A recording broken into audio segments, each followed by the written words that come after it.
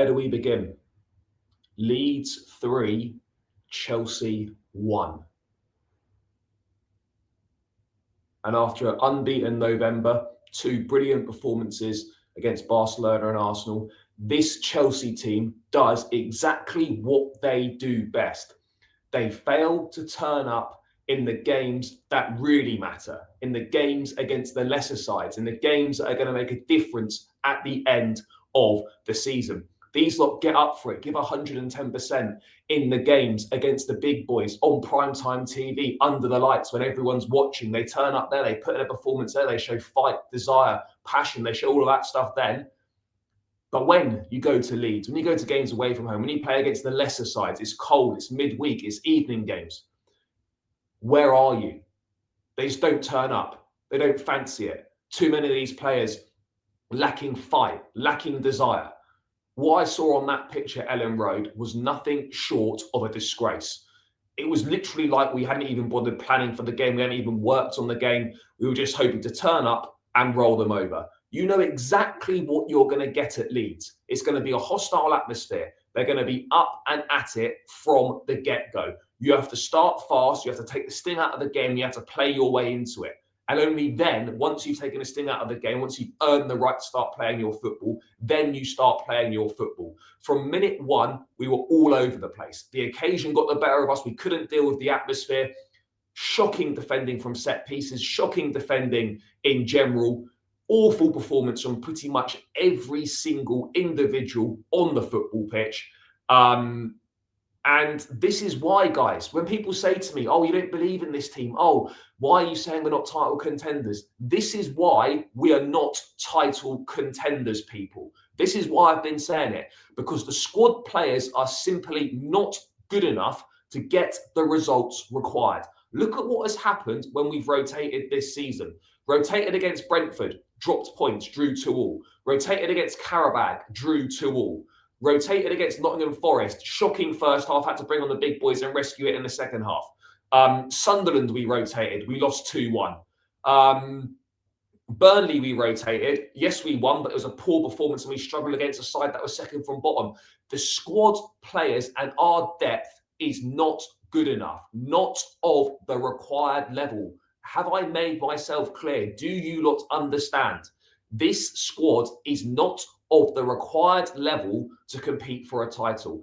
If you can play your starting 11 and your best team every week throughout the course of a season, we can contend. But that's fairy tale stuff. And that doesn't happen to any team. That doesn't happen ever in any season. The squad players are not good enough. Do not get me started on the defence. Maresca made 5 changes for this game. Gittins and Delap came in. Obviously, Andre Santos for Caicedo, and then he brought in Badiashile and Tosin. Now, I was fuming with Maresca earlier in the season about the constant rotation at centre-back, which is causing us issues, poor mistakes. We looked all over the place. We found a settled partnership in Chalobah and Fofana. We conceded 1 goal in the league last month, looking much better from a defensive standpoint. And then we make more changes at the back. I get it, Fofana's not ready to play that many games in a short space of time. Just put Chalobah there and play Josh alongside him. It is very, very simple. Instead, he goes with Tosin and Badiashile.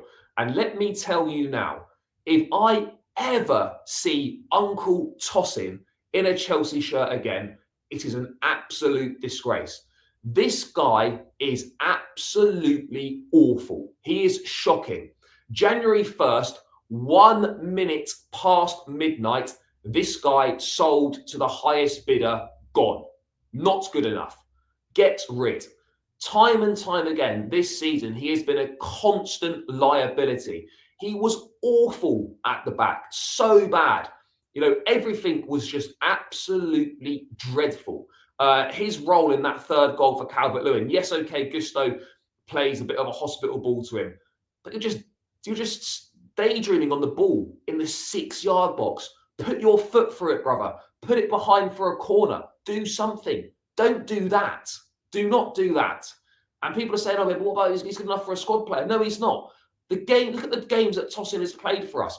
In the last 3 games, guys, that Tosin has started, We've conceded 3 goals against Wolves in the Carabao Cup. We've conceded 2 goals against Qarabağ and another 3 goals against Leeds. 8 goals in the last 3 games that Tosin has started.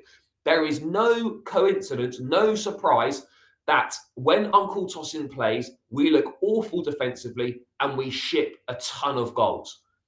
And in the other games that he started, he gave away a penalty against Ajax and he made a mistake against Sunderland for the goal, for the winning goal from Brian Brobby. So there's a recurring pattern here. And this is where I will criticise the manager. What has Josh Achimpong got to do to get back into this team when rotations are made? Achimpong plays, he does well. He then disappears from the team, hasn't really been seen since that Qarabağ game in the Champions League. Why does Tosin time and time again get chance after chance after chance, despite showing that he is simply not good enough? Why does he keep getting those opportunities? That's where the questions have got to be on Maresca. Why is he not playing Achimpong over Tosin? Tosin needs to go. Keep him on in a non-playing role as Palmer's best mate if you need to. If he's there for vibes and morale. This guy should not be seeing the football pitch because he is not good enough.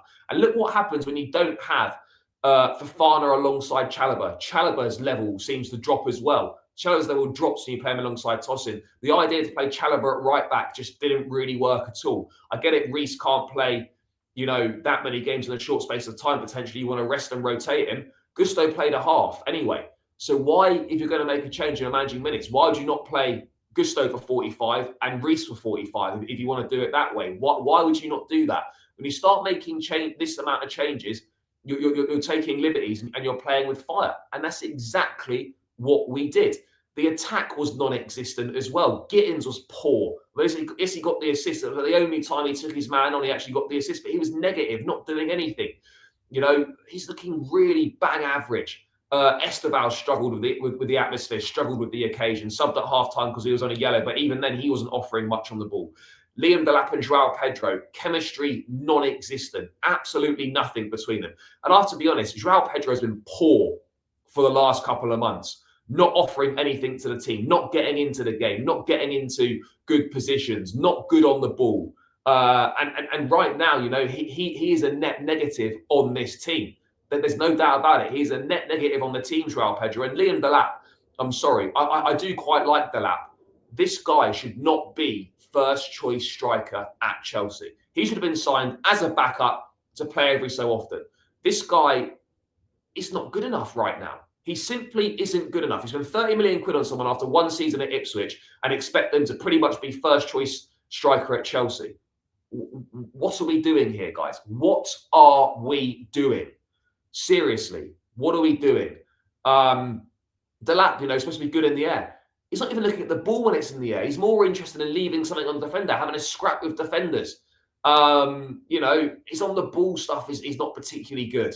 Hold up play was non-existent. And I'm sorry, but if you get rid of Nicholas Jackson for what we've brought in, we haven't really improved. Jackson for this team was way better for this team than Delap is, better for this team than Pedro has been. I'm sorry, and look, I know it's revisionism, and look, what's done is done. But if you're going to get rid of Nicholas Jackson, bring better players in.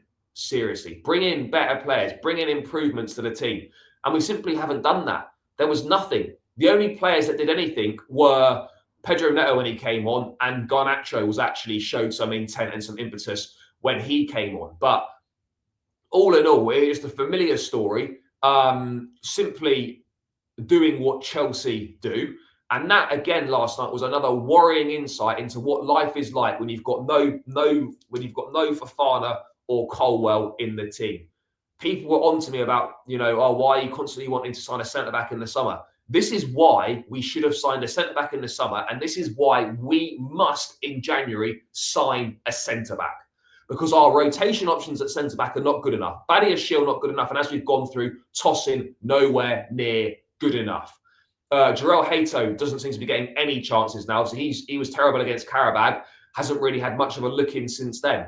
I just don't understand where our application was. It's almost like we turned up and what we got from Leeds and the atmosphere and all that surprised us. How are we so unprepared for this game? We were so unprepared for this game. Like, it's beyond comical what we served up. Beyond comical. I just don't get how you can play so well against Barcelona, so well against Arsenal, and then you go to Leeds and it's literally like you guys have never played football with each other before. We've dropped. I mean, we've now dropped to fourth. We're 3 points behind Aston Villa now. We're 9 behind Arsenal. Whatever we are behind City, probably 5 points behind City, maybe, or 4, whatever it might be.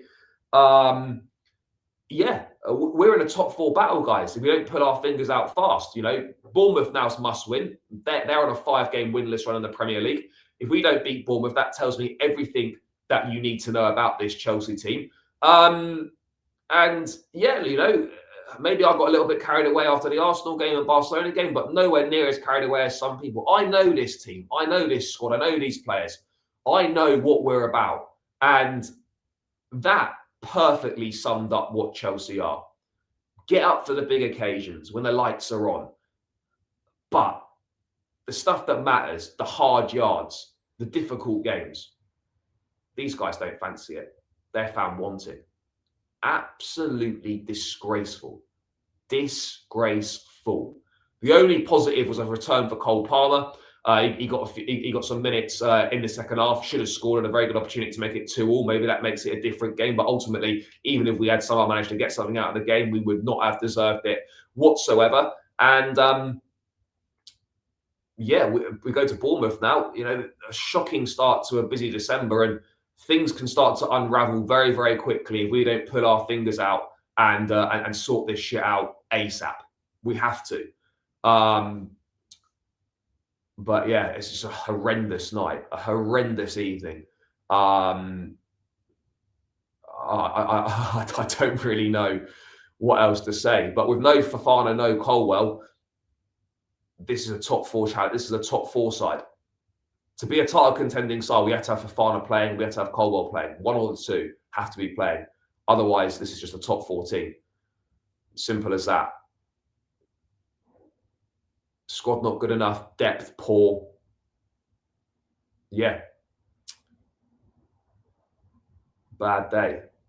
Bad day, but fair play to Leeds. As you see, I'm in the hotel, back to London today, and then we do it all again, Bournemouth on Saturday. Guys, smash the like, subscribe if you're new, all that good stuff. I'll catch you lot again in another one soon. Leave your thoughts in the comments. Up the Chelsea, and I'm out. Love.